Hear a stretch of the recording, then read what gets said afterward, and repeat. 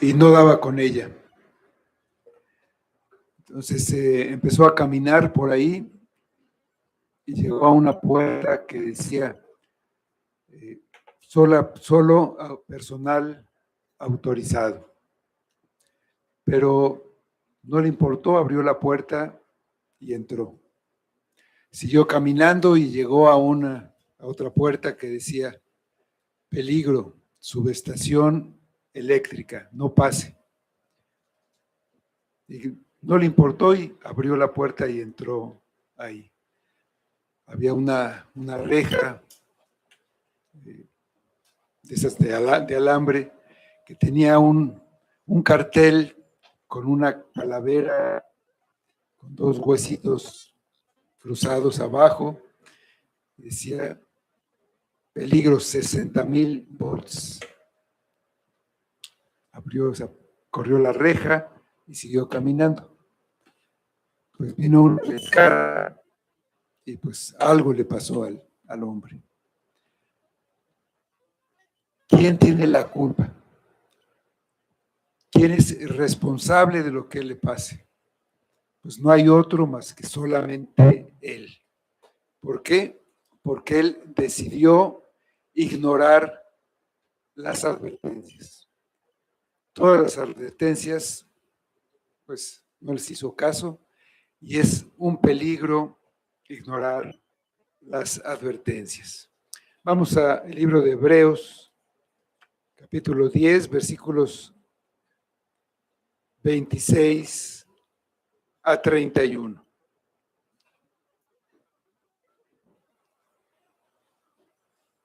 Dice así la palabra de Dios. Porque si pecaremos voluntariamente, después de haber recibido el conocimiento de la verdad, ya no queda más sacrificio por los pecados, sino una horrenda expectación de juicio y de hervor de fuego que ha de devorar a los adversarios. El que viola la ley de Moisés, por el testimonio de 2 o 3 testigos, muere irremisiblemente. ¿Cuánto mayor castigo pensáis que merecerá el que pisoteara al Hijo de Dios y tuviere por inmunda la sangre del pacto en la cual fue santificado e hiciere afrenta al Espíritu de gracia? Pues conocemos al que dijo, mía es la venganza, yo daré el pago, dice el Señor. Y otra vez, el Señor juzgará a su pueblo. Horrenda cosa es caer en manos del Dios vivo.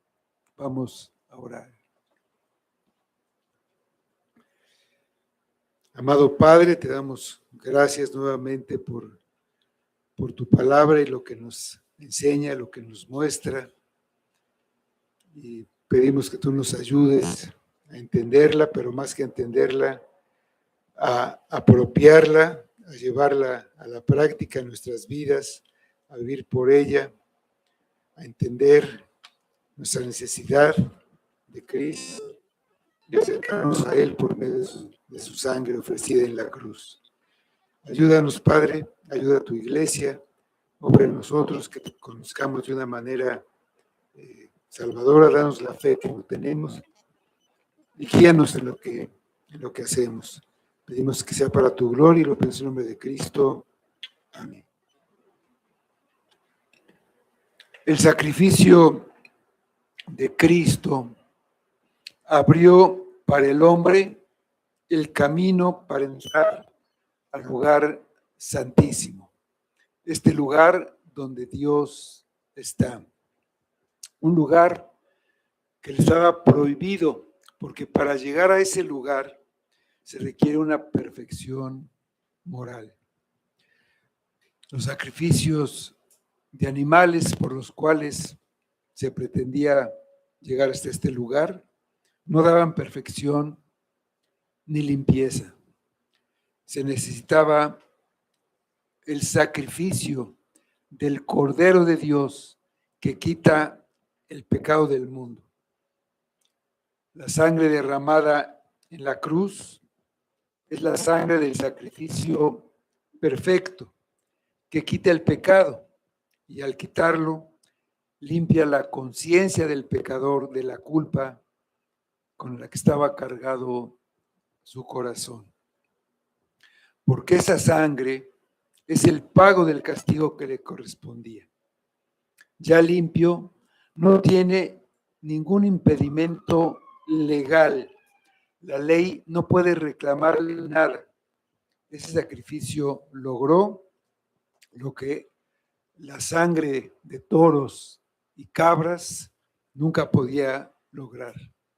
El perdón perfecto y absoluto de sus pecados delante de Dios. El velo que impedía físicamente la entrada al lugar santísimo se rasgó en el santuario terrenal. Y el velo que impedía el acceso al lugar santísimo celestial, que era la sangre de Cristo, se rasgó cuando Cristo se ofreció a sí mismo, abriendo el acceso, dando el paso. Además, Cristo, como nuestro gran sumo sacerdote, no solo presentó el sacrificio de su sangre en este lugar santísimo, se sentó en el trono, el lugar que le correspondía. Se sentó para presidir la corte celestial, para interceder por la casa de Dios, que es su iglesia en la tierra, la iglesia que está en este mundo. En vista de esto, el autor de la carta anima a sus lectores a acercarse a Dios.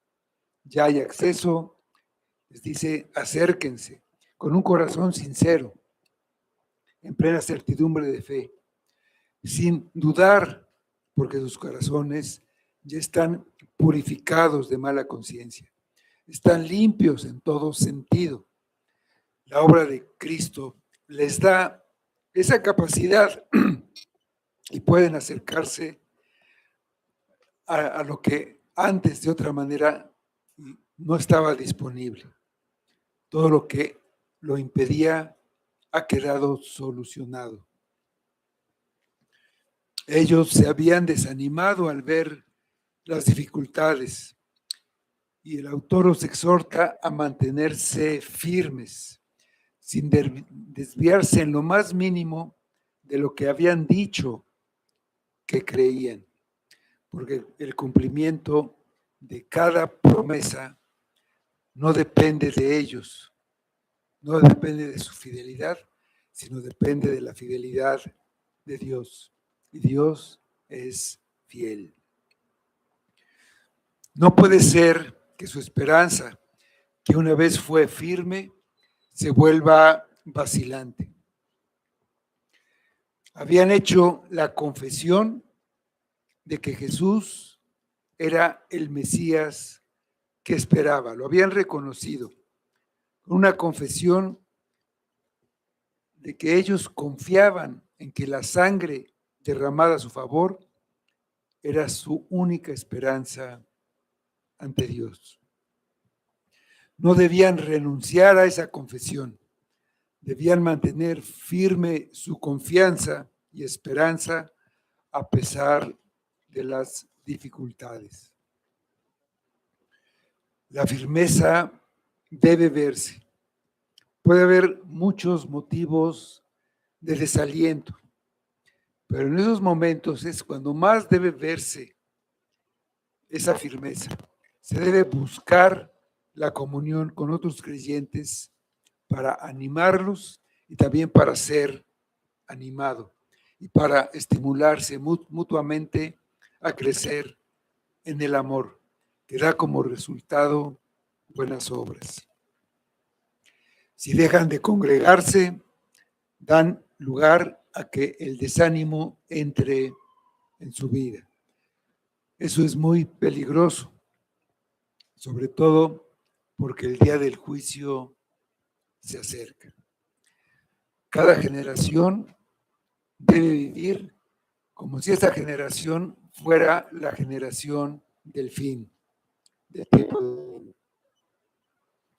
Los hebreos, como muchos cristianos hoy, saben que el acceso al lugar santísimo está abierto. Están ahí, están a un paso de entrar, pero no dan el paso, se detienen ahí.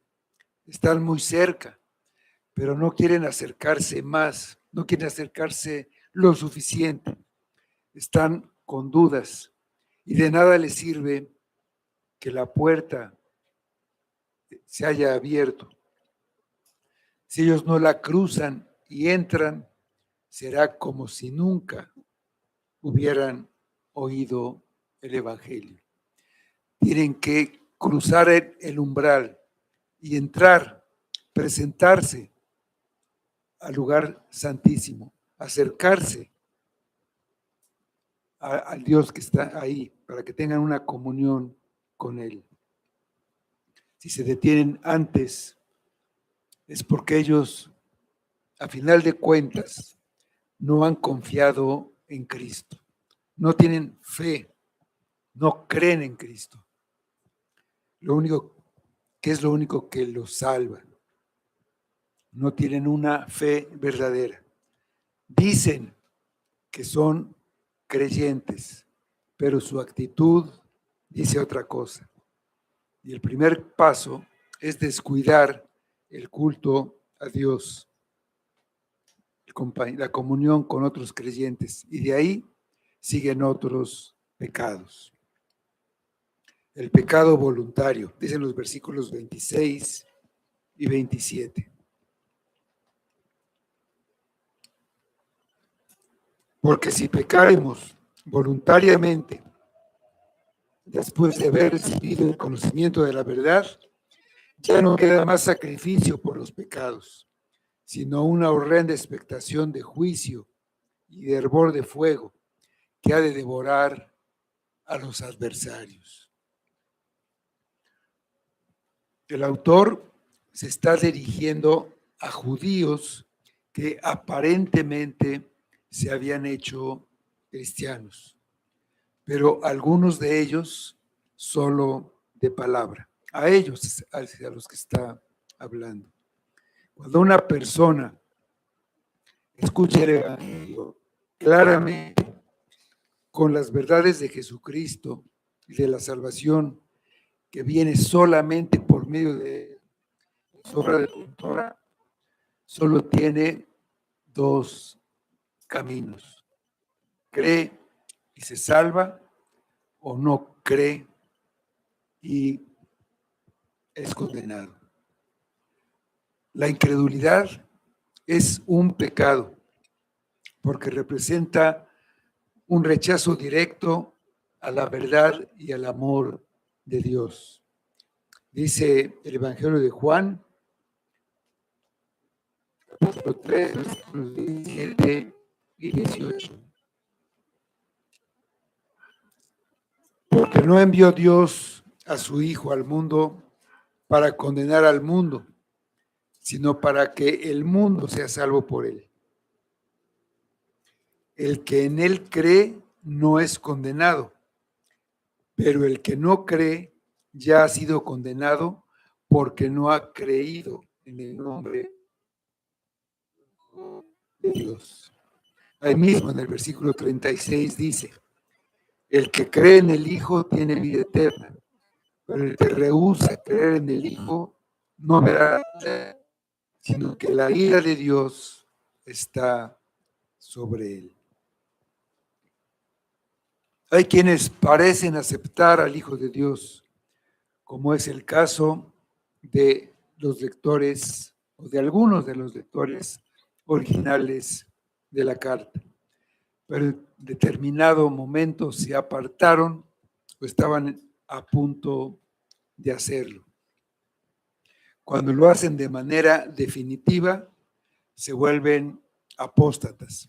Apóstata quiere decir dejar públicamente la fe que defendían o que decían tener. Y para este pecado de apostasía no hay perdón. Para estos judíos en particular, este pecado equivale a una renuncia definitiva y absoluta de la fe en el sacrificio expiatorio de Cristo para regresar al sistema de sacrificios del antiguo pacto. Su ruptura con Cristo demuestra que nunca tuvieron una fe verdadera. Dice la primera carta de Juan, capítulo 2, versículo 19. Salieron de nosotros, pero no eran de nosotros, porque si hubiesen sido de nosotros, habrían permanecido con nosotros. Pero salieron para que se manifestase que no todos son de nosotros. En lo general, sería pecar de incredulidad intencionalmente y continuar haciéndolo en una rebelión abierta contra Dios y contra su palabra. Siempre ha habido apóstatas. Es una manifestación de la rebeldía de la humanidad caída en contra de Dios. Y cada uno de nosotros tiene esa rebeldía incrustada en el corazón. Desde el principio han existido este tipo de hombres. Caín es un ejemplo que nos puede ayudar a entender este pecado. Caín no era un ignorante, no era un pagano que no conocía al Creador. Él mantenía conversaciones con el Creador, como se nos narra en el libro de Génesis.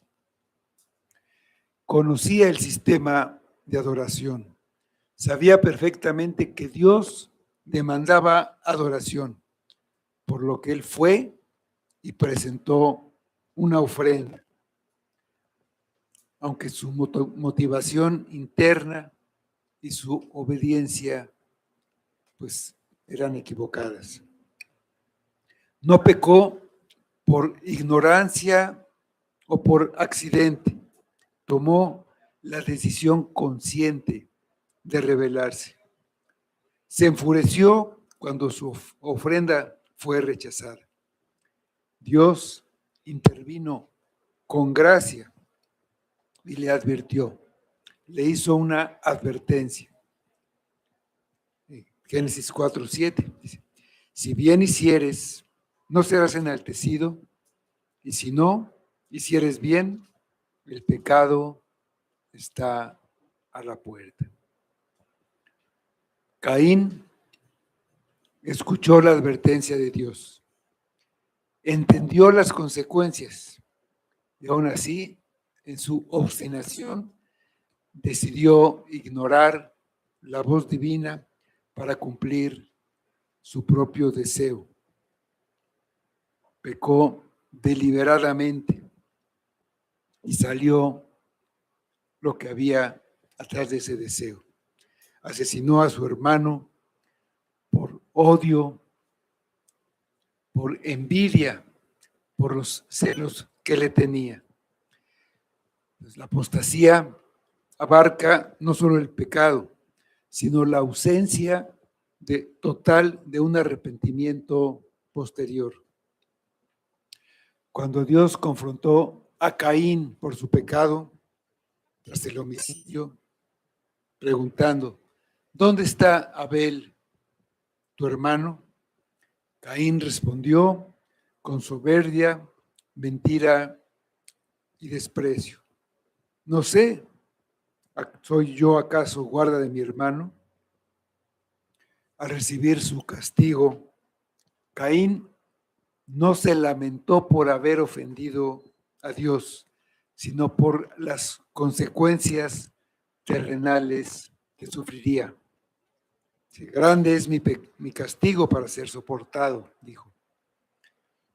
Su lamento fue por egoísmo, no por un arrepentimiento verdadero. ¿Qué hizo?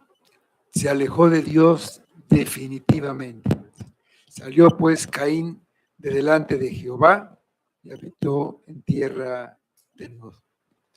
Un apóstata se aparta permanentemente. Ahí Caín fundó una civilización, se supone que avanzada, tenía cultura, tenía técnicas, pero completamente divorciada de la presencia y la adoración a Dios, en contraste con la otra rama de Set. Judas, en su carta, advierte sobre los falsos maestros y los apóstatas en la iglesia. Judas 1:11, la primera parte del versículo, dice: hay de ellos porque han seguido el camino de Caín. El camino de Caín es el camino de la religión hecha a la medida del hombre, el rechazo de la revelación de Dios, el odio a los hermanos y la rebelión final. El apóstol Juan, en su primera carta, dice que Caín era del maligno, confirmando su apostasía. Reveló a quién pertenecía la lealtad espiritual de él. Caín fue el primero, pero ahí en el pueblo de Dios le siguieron muchos. Podemos pensar que los que perecieron en el diluvio rechazaron a Dios conscientemente. Dice la palabra que Noé les predicó 120 años. Y estaba también el testimonio del arca que construía. Esa arca les advertía de lo que iba a pasar. La vieron y no creyeron. Nunca se arrepintieron. Y entonces vino el juicio. Entre el pueblo de Dios que salió de Egipto había apóstatas. En Deuteronomio 13:13 dice: que han salido en medio de ti hombres impíos que han instigado a los moradores de la ciudad diciendo: vamos y sirvamos a dioses ajenos que vosotros no conocisteis. Muchos grupos e individuos del pueblo de Dios cayeron en la apostasía. Los que se rebelaron en Cades Barnea y no entraron en el reposo de la tierra prometida. Habían visto el testimonio del poder de Dios en las plagas que los habían sacado de Egipto. Y a pesar de eso, decidieron no creer. Ya de los que entraron en la tierra prometida, cayeron en la idolatría en el tiempo de los jueces, y cada vez venía un juicio. Se arrepentían y otra vez y otra vez. Ya con los reyes, varios de los reyes fueron apóstatas. Saúl fue apóstata y después de él muchos. Un notable ejemplo de un apóstata es Judas Iscariote. Estuvo al lado de Cristo, expuesto a la verdad, al amor y a la gracia de Dios. Conocía íntimamente a Jesús, fue apóstol. Jesús lo envió a predicar, pero finalmente rechazó la verdad y se convirtió en apóstata. Tenía toda la evidencia, tenía toda la luz y un ejemplo de primera mano por 3 años, y endureció su corazón para no creer y se alejó del Dios vivo. Dice el versículo: si pecaremos voluntariamente. La Biblia de las Américas traduce: si continuamos pecando deliberadamente. Otra versión dice: si después del conocimiento de la verdad pecamos obstinadamente. Entonces, eso ayuda a aclarar en qué consiste este pecado, porque en realidad todo pecado es voluntario, pero el apóstata permanece, se mantiene en su pecado. Ha visto y ha oído la verdad, la conoce bien, pero la rechaza neciamente y ahí se mantiene. Un incrédulo puede ser incrédulo porque nunca ha oído el Evangelio.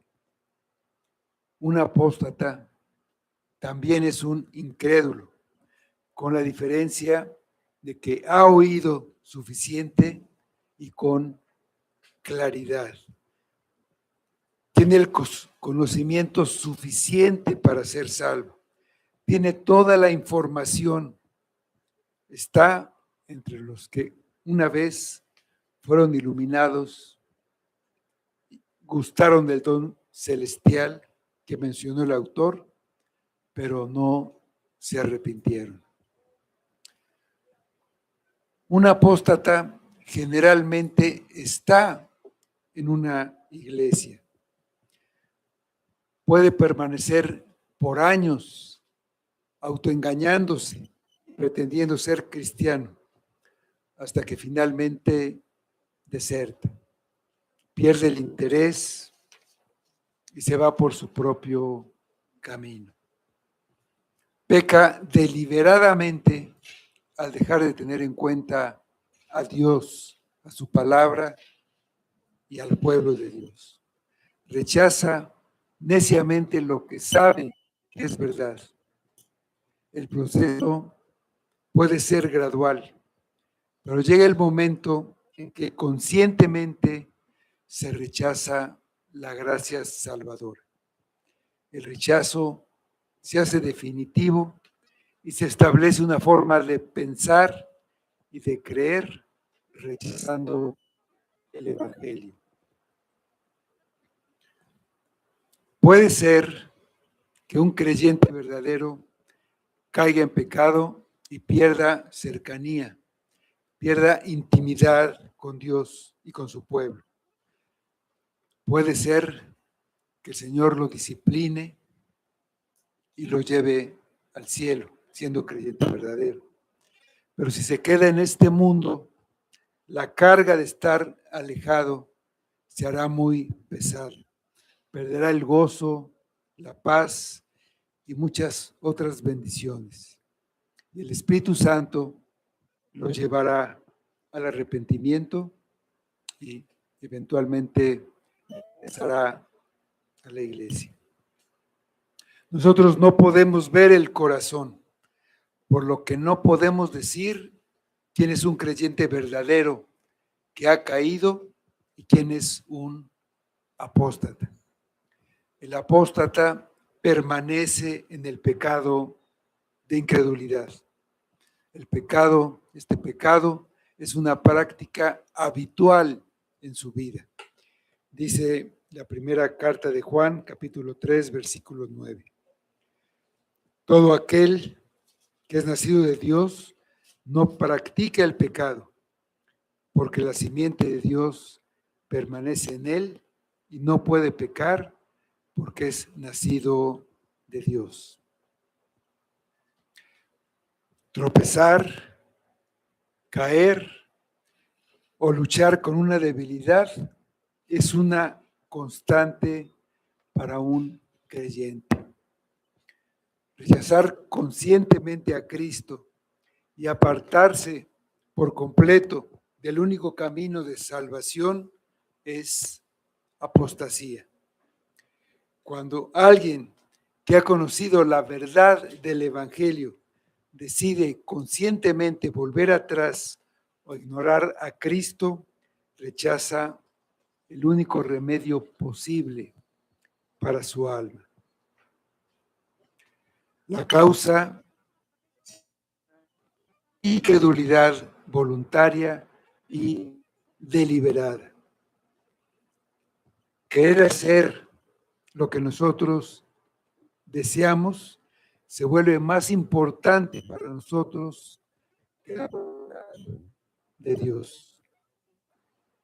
Hay cosas que influyen en la mente y el corazón para que salga a la luz lo que está oculto, para que despierte la verdadera naturaleza.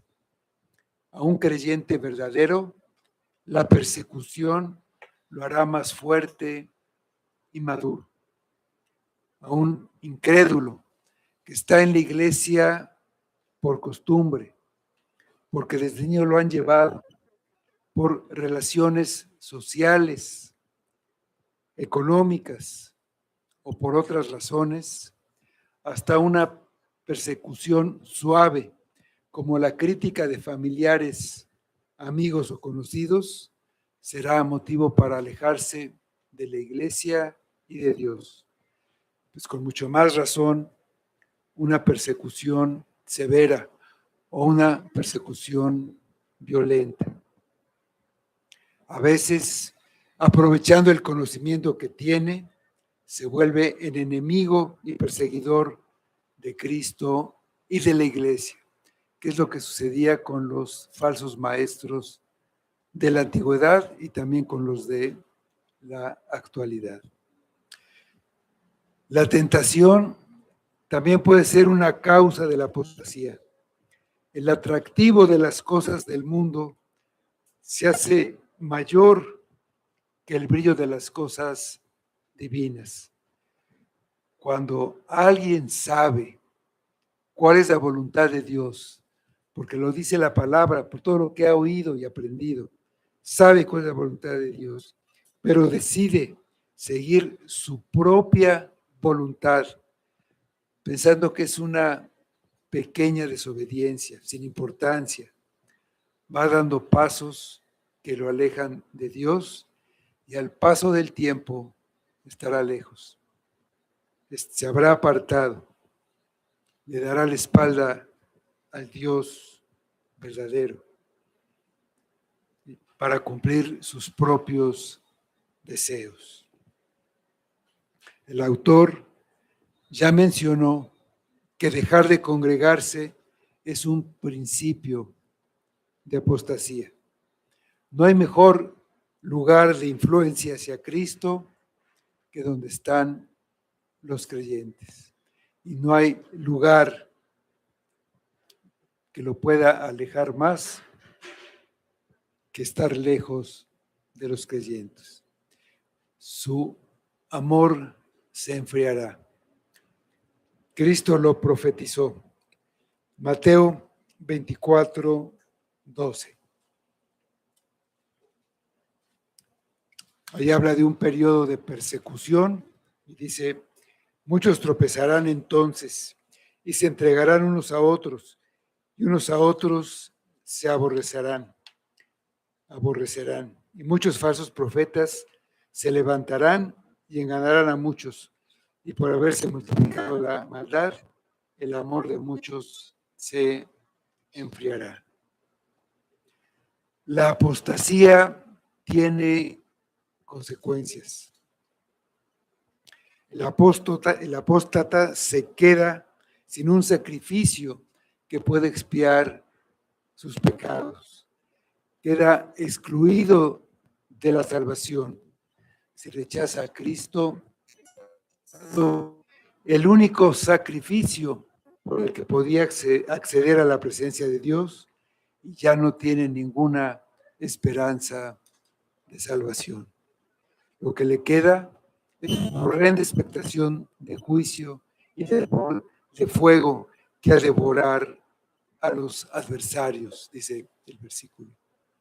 Son adversarios, son enemigos, no son simplemente indiferentes o ignorantes, están en oposición directa a Dios. Cortar relaciones con Cristo deliberadamente solo puede traer juicio. Por el conocimiento que tiene la persona, sabe que será juzgada. Va a tener que enfrentar a Dios como juez. Y como Dios es un juez justo, va a recibir el veredicto que le corresponde. Va a ser declarado culpable, porque es culpable. Y él rechazó a Cristo. Sabe que si se presenta delante de Dios, perdonado por Cristo, será declarado inocente, pero rechazó la gracia que se le ofrecía, por lo que la sentencia será ejecutada. Dice el autor que un fuego furioso consumirá a los que han escogido deliberadamente hacerse enemigos de Dios. La realidad del juicio, de los versículos 28 y 29. El que viola la ley de Moisés, por el testimonio de 2 o 3 testigos, muere irremisiblemente. ¿Cuánto mayor castigo pensáis que merecerá el que pisoteare al Hijo de Dios y tuviere por inmunda la sangre del pacto, en la cual fue santificado, e hiciere afrenta al Espíritu de gracia? En el antiguo pacto, por los pecados cometidos, se debía ofrecer un sacrificio. El sacerdote hacía expiación para que los pecados fueran perdonados. Se incluían los pecados cometidos por error o por ignorancia.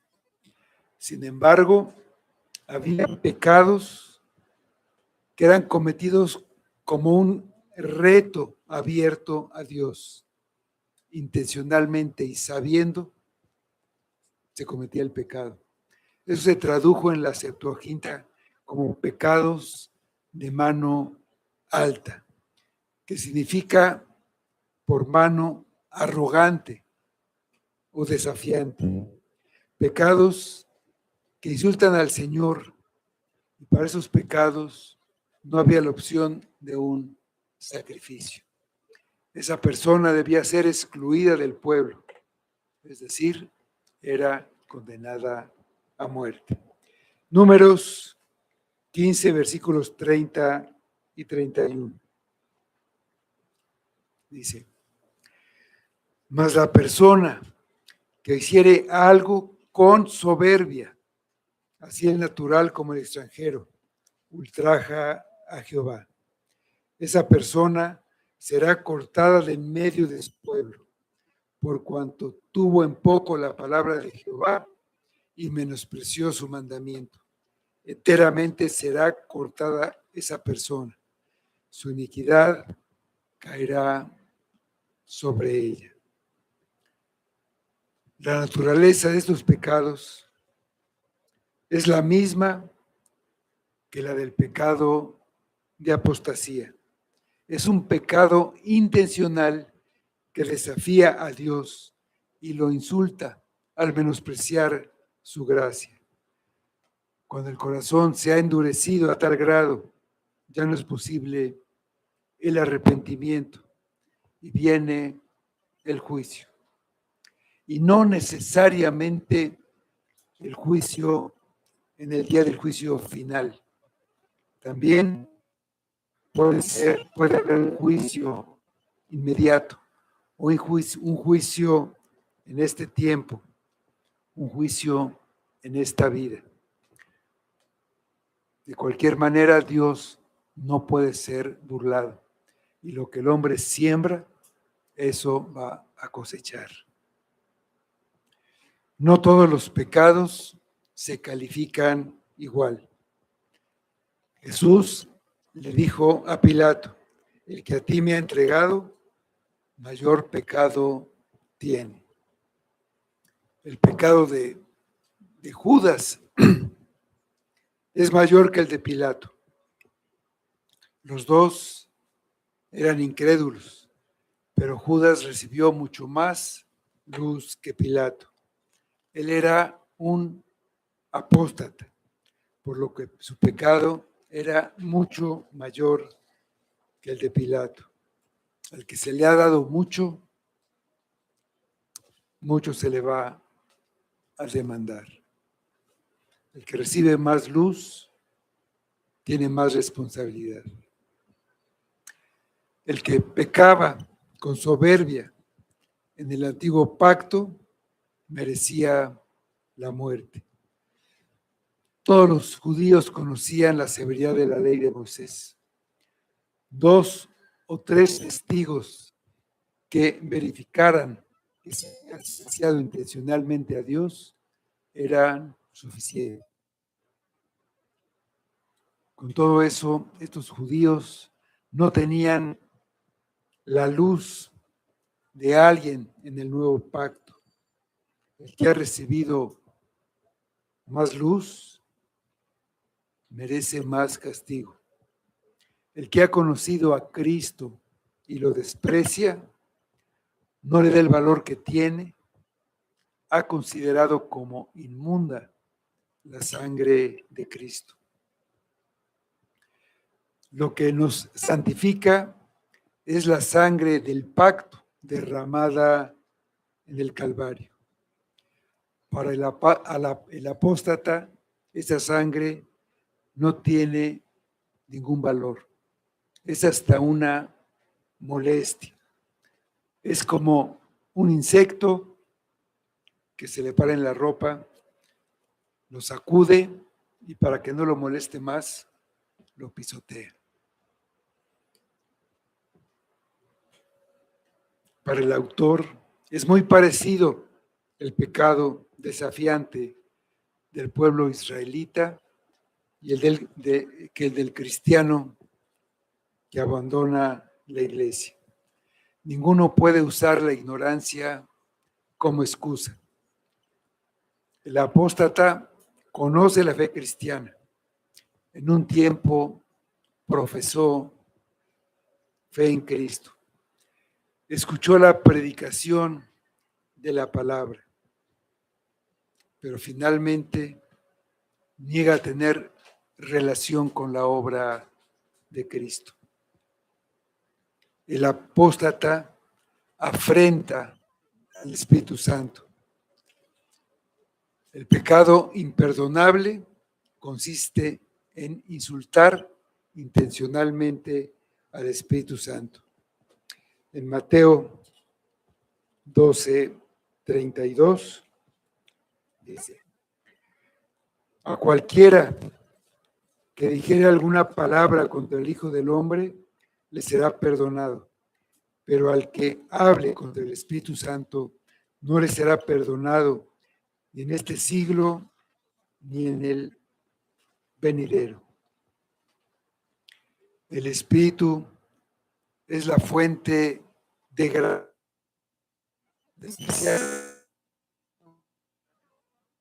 despreciar al que puede dar la gracia para creer, habiéndolo sido, tiene perdón. Aquellos fariseos que le acusaron a Cristo de echar espíritus inmundos por el poder de Belcebú, estaban atribuyendo a Cristo, al Espíritu, las obras del diablo. Eso es la apostasía y es el pecado imperdonable. Despreciar ese Espíritu que es el que puede dar la gracia para que alguien crea. Dicen los versículos 30 y 31. Pues conocemos al que dijo: mía es la venganza, yo daré el pago, dice el Señor. Y otra vez, el Señor juzgará a su pueblo. Horrenda cosa es caer en manos del Dios vivo. El autor aquí está citando el cántico de Moisés, que está al final del himno de Deuteronomio. Dios juzgará a su pueblo. Nadie escapará del juicio. Pero los que han puesto su fe en Cristo encuentran un Dios de gracia y de misericordia, porque sus pecados han sido perdonados por el sacrificio de Cristo. Para ellos, el sacrificio, perdón, el veredicto en el juicio será inocente.